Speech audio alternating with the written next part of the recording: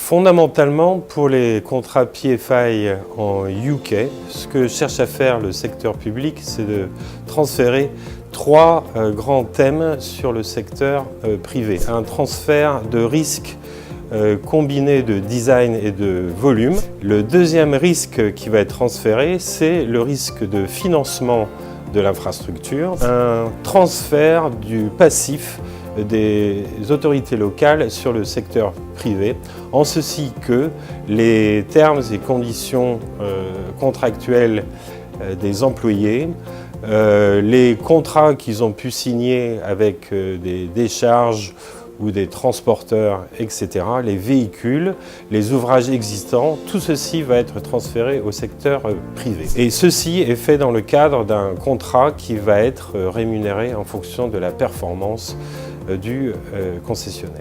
L'idée formée par le gouvernement au début des années 90, c'était de développer de l'infrastructure très rapidement, de commencer sur chaque thème, que ce soit des écoles, des hôpitaux, des routes ou des déchets, de commencer avec un contrat tout à fait standard qui plairait et aux collectivités locales, et aux financiers, et aux opérateurs. C'est ainsi que depuis 20 ans, 25 ans maintenant, plus de 600 contrats ont été signés.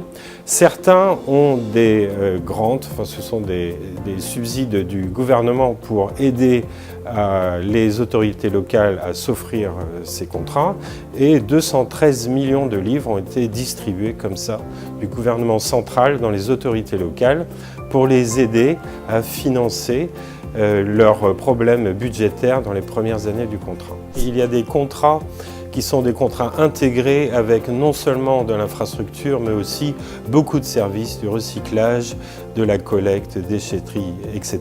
Et il y a d'autres contrats qui ont été signés seulement pour un incinérateur dédié. L'idée, c'était qu'il fallait favoriser ce qui était appelé des nouveaux entrants dans le marché et favoriser encore plus de compétition, parce que les contrats dits intégrés étaient difficiles et réservés à des opérateurs avec de l'expérience. Pour ce qui concerne les déchets qui font partie de ces contrats, les autorités locales signent un contrat pour leurs déchets à eux, ce sont des déchets ménagers. Par contre, le concessionnaire peut lui prendre le risque d'apporter des volumes tiers qu'il contracte avec d'autres autorités locales, c'est une possibilité, ou alors des déchets industriels qu'il collecte lui-même, ou bien qu'il contracte avec d'autres collecteurs. On va trouver dans ces contrats deux types d'obligations de performance. La première, c'est une obligation de disponibilité, donc il faut que les ouvrages soient disponibles, ouverts, que les camions et les usagers puissent les utiliser. Ça va être un premier type de performance.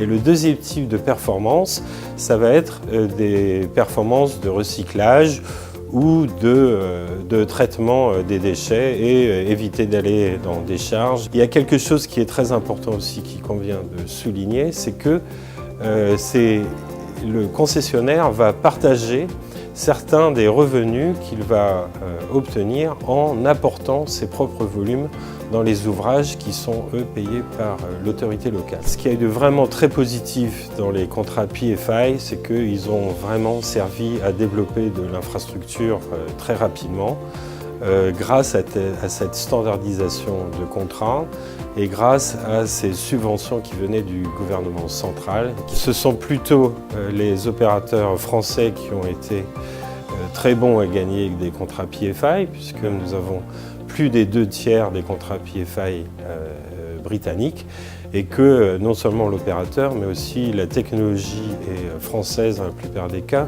et même les architectes. Donc je crois que les Français n'ont pas beaucoup de leçons à apprendre des Britanniques en cette matière.